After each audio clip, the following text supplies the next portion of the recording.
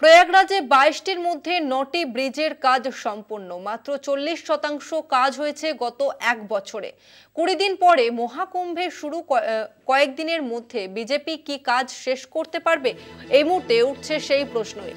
প্রয়াগরাজে 22টির মধ্যে 9টি পন্টুন ব্রিজের কাজ সম্পন্ন হয়েছে। 22টির মধ্যে 9টি কাজ সম্পন্ন হয়েছে। মাত্র 40% কাজ হয়েছে গত এক বছরে। 20 দিন পরে মহাকুম্ভের শুরু এবং তার আগে এই কাজকে সম্পন্ন করতে পারবে বিজেপি? এই প্রশ্ন এই মুহূর্তে উঠছে।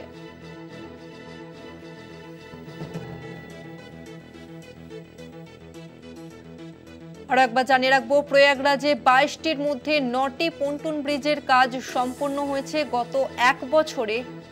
40% কাজ হয়েছে মাত্র। আমাদের সঙ্গে আবার ফোন লাইনে রয়েছে প্রতিনিধি অঙ্কুর ভট্টাচার্য। অঙ্কুরদা, এই 20 দিন পরে মহাকুম্ভের শুরু হবে এবং এই মুহূর্তে যে প্রশ্ন উঠছে তার আগে এই কাজকে সম্পূর্ণ করতে পারবে বিজেপি, কিন্তু কেন এই কাজ শেষ হলো না?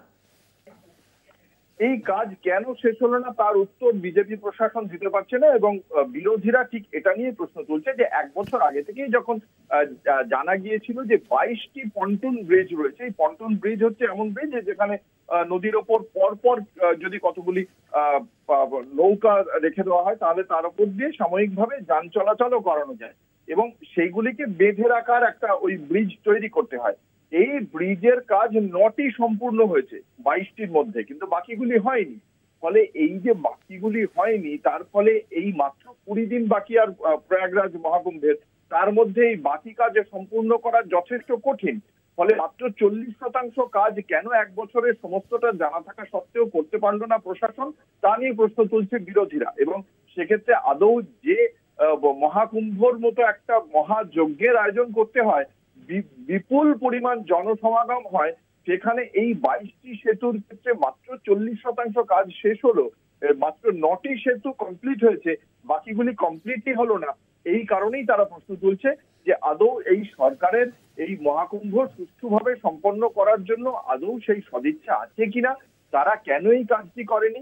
এই কাজটি করার পেছনে তাহলে কি টেন্ডারের মাধ্যমে টাকা পয়সার কোনো সমস্যা, যে সেখানে টাকার কোন একটা অর্থের কোনো গরমিলের বিষয় রয়েছে, নাকি অন্য কোন প্রশাসনিক সমস্যা? যাই থাকুক, এই 20 দিনের মধ্যে কিন্তু এই কাজ হওয়া দুরূহ। ফলে মানুষ সমস্যায় পড়তে পারেন, এই আশঙ্কাই করছেন বিরোধীরা। ধন্যবাদ তোমাকে অঙ্কুরদা।